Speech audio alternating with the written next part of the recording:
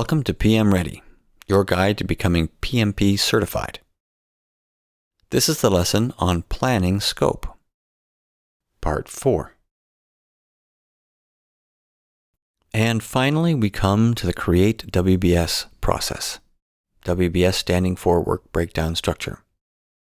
The main output here is the scope baseline. Now that might not be too obvious with a process called Create WBS. However, think of the WBS and remember that the WBS doesn't have all the detail in it. You need the WBS dictionary for that. So those at least have to go together. Also, if you can remember that the Create WBS process is the last process in planning scope, you know that that last process had better result in the scope baseline.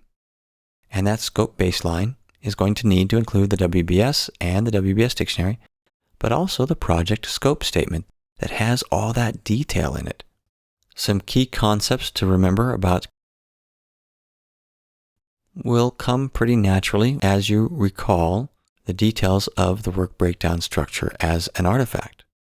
That will tell you that the Create WBS process involves subdividing the project deliverables and work into smaller, more manageable components, and that the WBS represents all of the product and project work, including project management. And that the WBS needs to follow the 100% rule, meaning that for each level in the WBS, that level needs to add up to completely capture the scope of work of the level above it. So every node within the work breakdown structure will subdivide down into component nodes, and those component nodes need to completely represent 100% of the node above it. Here's an example of a work breakdown structure that identifies the three main deliverables and breaks them down into their component parts. Now, in a real project, it would probably be much larger than this, but this will serve for our purposes. This process of decomposition needs to happen for as many levels as necessary, and you need to follow the 100% rule, meaning that take a look at, say, deliverable P1. It has three components. Those three components added up need to completely represent deliverable P1. There can't be some component that is missing from that list. All three of those must be the complete list. If there's something missing, then add a fourth one or a fifth one until it is a complete list and representation of that deliverable. And there shouldn't be any overlap. Two of these components shouldn't have pieces that are redundant. They should add up to 100% and no more than 100%.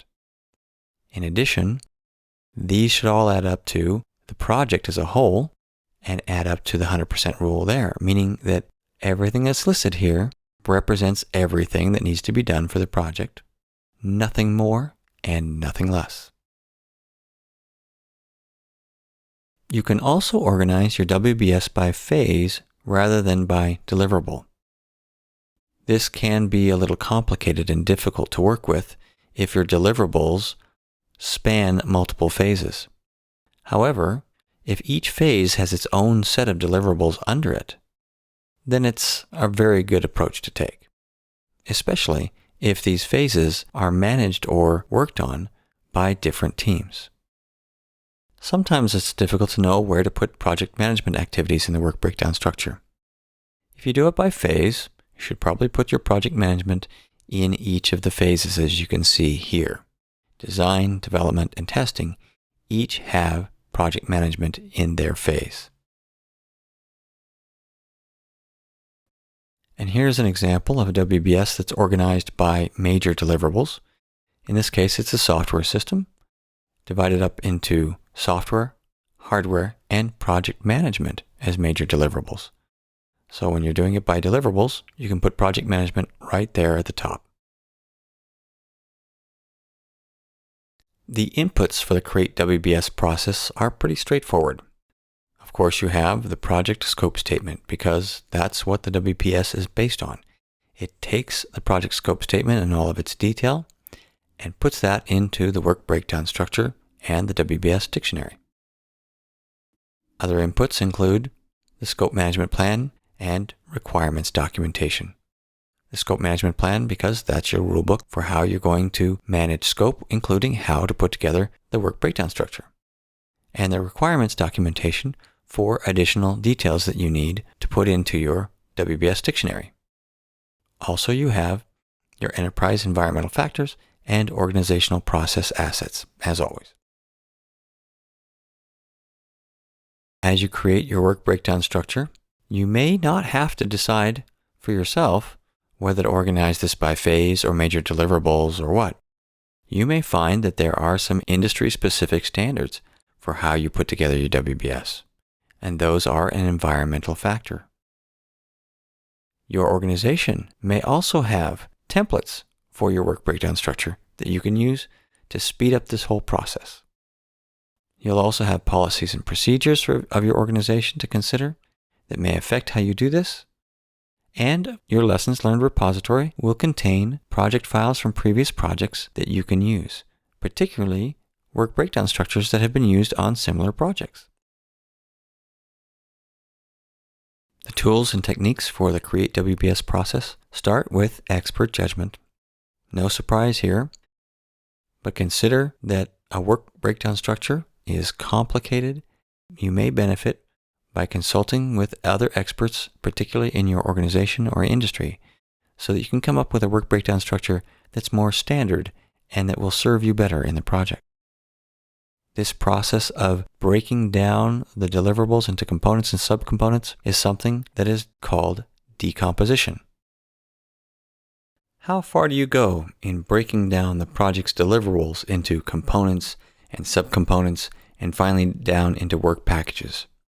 The number of levels you go to really depends on the project and on the deliverables.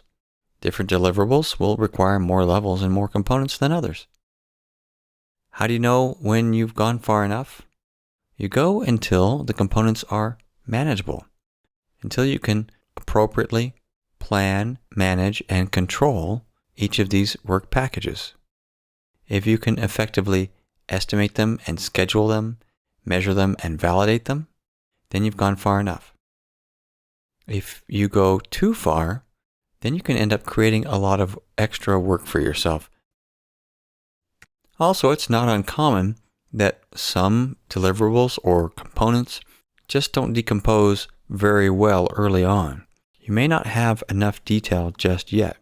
It's perfectly acceptable to put those aside for the moment and use rolling wave planning, which means you start on what you do know, and as the project progresses and you learn more, you can add more detail to those sections and break down those deliverables and components further to the levels that they need to be. Once you understand the work breakdown structure and you understand this artifact, then understanding the Create WBS process is pretty straightforward. The main output, because this is the last of the planning processes, must be the scope baseline, which includes the project scope statement, the WBS, and the WBS dictionary.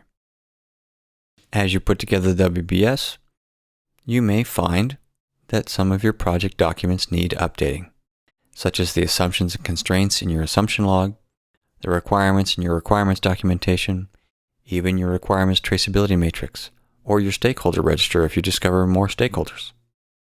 If you look at the primary input, that is the project scope statement. The requirements documentation can also be helpful, gives you some more detail. The scope management plan, of course, is there as an input because it has the rules about how to create the WBS. And there are enterprise environmental factors and organizational process assets, including things such as templates that you could use for the WBS. Your tools and techniques are very straightforward. It's simply a process of decomposition using some expert judgment. The process of planning the scope of a project involves an awful lot of business analysis in collecting requirements and figuring out the best solutions for those requirements. This is the role of a business analyst. For many smaller projects, it's common for the project manager to serve a dual role and to be both the project manager and the business analyst. Business analysis skills are an excellent complement to your skills and expertise as a project manager. For larger projects, you will probably need one or more business analysts on the project, and you should have a very close and collaborative partnership with them in determining problems and identifying business needs, identifying and recommending viable solutions, eliciting, documenting, and managing stakeholder requirements, also even including the facilitation of a successful transition to operations. So now it's time for a little quiz. How much do you remember about the scope management planning processes? Can you remember what the 4 processes are? And what are the main or principal outputs of each process? If you can, take a moment to write them down. There are 4 processes in planning scope management. They are plan scope management, collect requirements, define scope, and create WBS. The main outputs of plan scope management are, of course, the scope management plan, but also the requirements management plan. Collect requirements also has 2 outputs, the requirements documentation and the requirements traceability matrix. Define scope has just one output that is a primary output, and that is the project scope statement.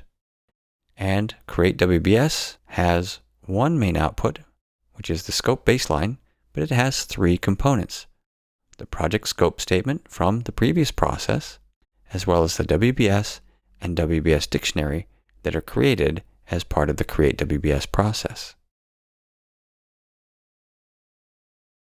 For more information, you can refer to the PMBOK guide, pages 129 through 162.